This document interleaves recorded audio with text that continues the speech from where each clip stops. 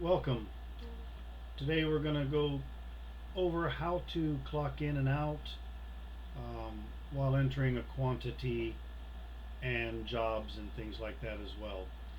So you'll be given a URL to be able to go to sign in, or you will have a shortcut already in place to be able to go to.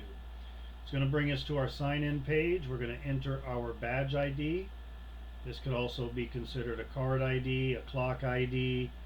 It's usually the same as your employee ID for payroll, but if you have a question, see your supervisor to be able to know what number to use here. Mine is just the number 1, and then I click the green check mark, and that opens up my time clock.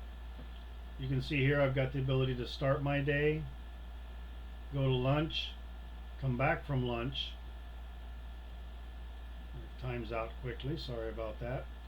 I can transfer departments during the day, and then at the end of the day I can clock out.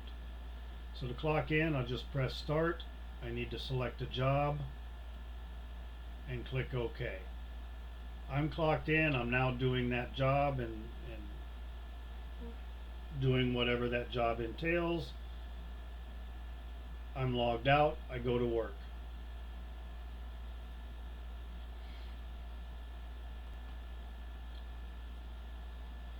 Now, maybe that job I was in doesn't require any pieces.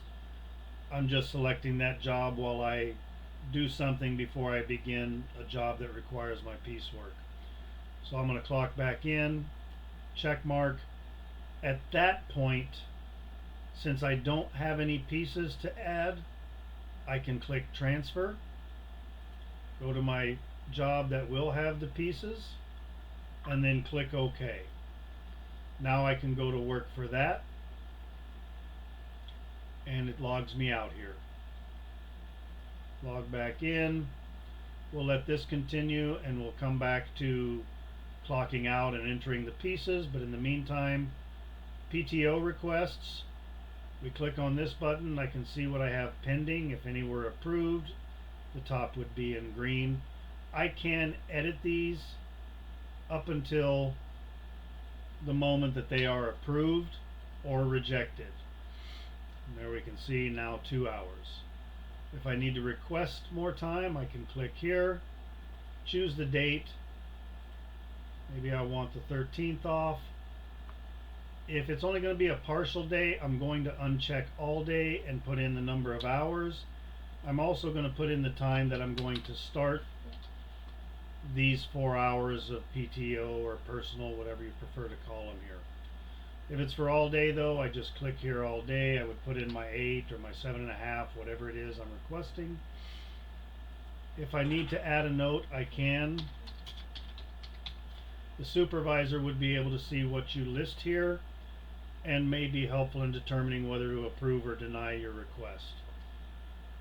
Choose your bank. If you've only got one bank, that's all that will be available.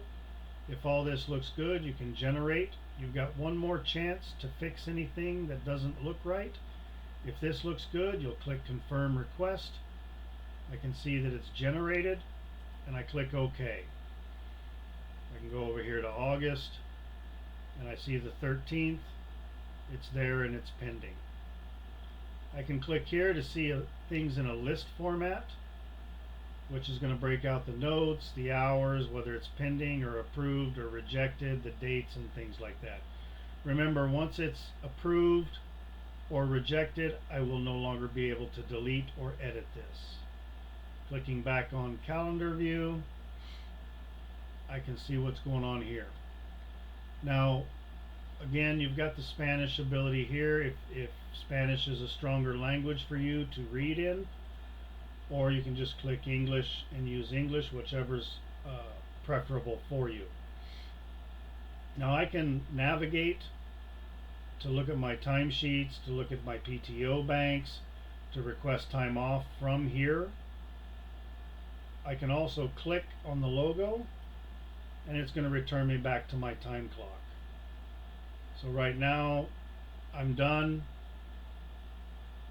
I click end, and this is where I'm going to add my count. So if it's 25 pieces, I add 25 and I click OK. Punch accepted, 839, I'm done. If I need to come back and verify, I can see that I am out. Now if I want to look at my timesheets, I can click View Timesheets. I'll go back to last pay period because I had nothing for this pay period. I can click here to view incomplete punches or exceptions, missing punches. I've got 2 lunch outs, so this is not really correct. I would need to get with my supervisor for them to fix this because any line in red is missing the other side of the punch, which means I'm not going to get paid any hours for this. So it's important to make sure that the missing punches are fixed before you would approve your timesheet. This one's already approved. I'm just going to revert it here. This is what you would see when you're ready to approve it. You can click Print Timesheet, and that's going to give you a better breakdown of overtime, vacation, or personal, break it by weekly balances and things like that. Just clicking print is not really going to print it out. It's just going to put it on the screen. I don't have anything in mind to put in here, but if you did want to print and you had a printer, there is a print icon right here. Click return to come back. I can look here for the entire pay period. I can click here to see the hours I worked in week 1 and here for the hours I worked in week 2. This is just my total paid hours, but it will break it down between worked and not worked.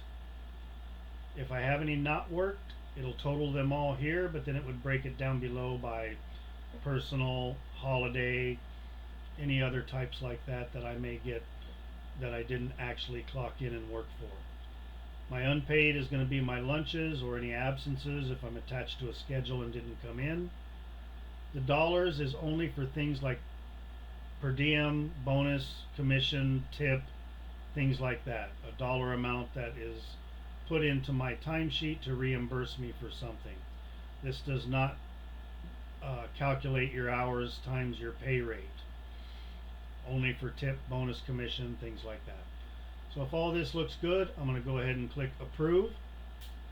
Agree to the attestation by clicking OK, and my time card is approved. I can revert this up until the moment that my supervisor or the payroll administrator signs off on their side. Once they've approved my timesheet, this disappears. I would then need to approach my supervisor and let him know I found an error, and they would try to take care of getting it fixed then. If it's early enough, he'll revert his approval, make the changes, have you go in and take a look and reapprove your timesheet, and then it will move on towards payroll. So again, you can go through the buttons here to be able to get to places, or click on the logo to come right back to the clock. Thanks you for watching, and we hope this helps.